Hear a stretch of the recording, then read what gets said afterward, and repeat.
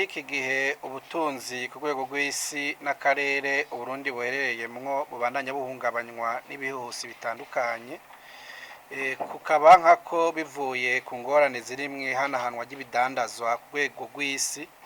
Hari iduga ry'ibiciro rinini ku bintu vyose, na cane cane ryatewe n'iduga ry'ibiciro by'ibifungurwa vy'amasoko ntanganguvu.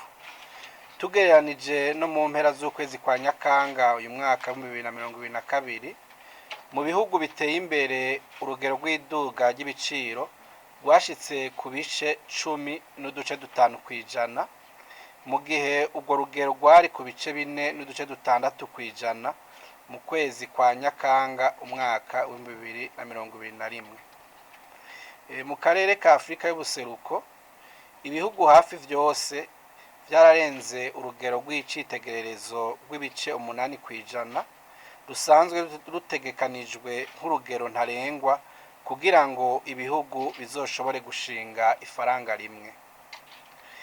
Turabiye ku kiringo c'umwaka, mu mpera z'ukwezi kwa Gitugutu umwaka wa 2022, iduga ry'ibiciro ryashitse ku bice 13 kw'ijana n'uduce dutanu 13.5%.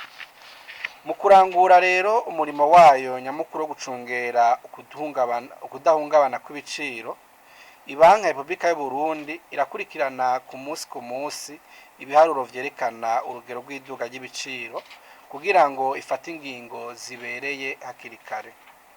Nico gituma Ibanki ya Repubulika y'u Burundi iriko irafata ingingo zisubiramwo itunganywa ry'ivy'amafaranga, aho kw'igenekerezo rya ndwi Gitugutu uyu mwaka wa 2022 hafashwe ingingo yo gusubira korosha ihanahanwa ry'ikibiriraho ry'amafaranga mvamakungu no kwemerera amazu adandarizwamwo amafaranga mvamakungu gusubira gukora.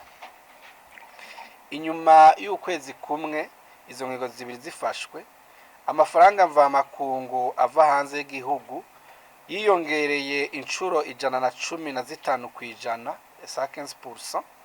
Inyuma y'amezi abiri naho ubwo rugero rwashitse ku ncuro 529 kw'ijana, 579%. Ni ukuvuga yuko ubu dufatiye ko urugero rwari rumeze mu kwezi kwa Nyakanga, uyu munsi amafaranga yinjira mu gihugu biciye mu guhanahana ikibiriraho yigwije incuro zitanu. Ku bijanye no gusubira kugurura amazu yo kuvunjisha amafaranga mvamakungu, Ibanki ya Repubulika y'u Burundi yarakiriye abantu bangana 356 bifuza kugurura ayo mazu. Mu nyuma yaho kwa 18 Munyonyo uyu mwaka wa 2022 haratunganijwe inama n'abifuza gukorera muri ico gisata, aho haciye hatanguraga kwakirwa amadosiye yo gusaba kwemererwa gukora. Amadosiye twashoboye kuronka na amadosiye 3 kugeza kuri no munota. Muri ayo amadosiye 2 akaba yarakozwe, amazu 2 akaba yaronse uruhusha wo gusubira gukora ku mugaragaro. Mu ntumbero yo kubandanya gucungera neza ivy'agaciro k'ifaranga ry'u Burundi n'ivy'ivunjwa ry'amafaranga mvamakungu hisunzwe ibihe tugezemwo, Ibanki ya Repubulika y'u Burundi ifashe ingingo zikurikira.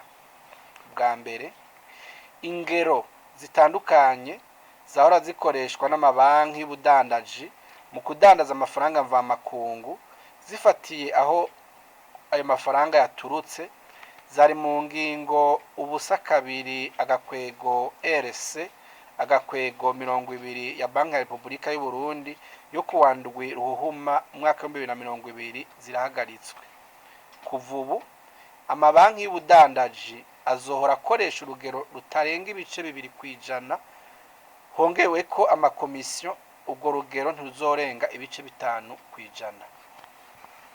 Bwa kabiri, Ibanki ya Repubulika y'u Burundi irahagaritse vy'agateganyo ingingo yo kuronsa ingurane ku giciro kitavuna ibisata vyashizwe imbere mu ngingo yayo D1 agakwego 1994 2019 yo kuwa 30 Gitugutu umwaka wa 2019 no mu ngingo yayo D1 1066 agakwego 2020 yo kuwa 19 Gitugutu umwaka wa 2020 kiretse mu bisata vy'uburimyi n'ubworozi.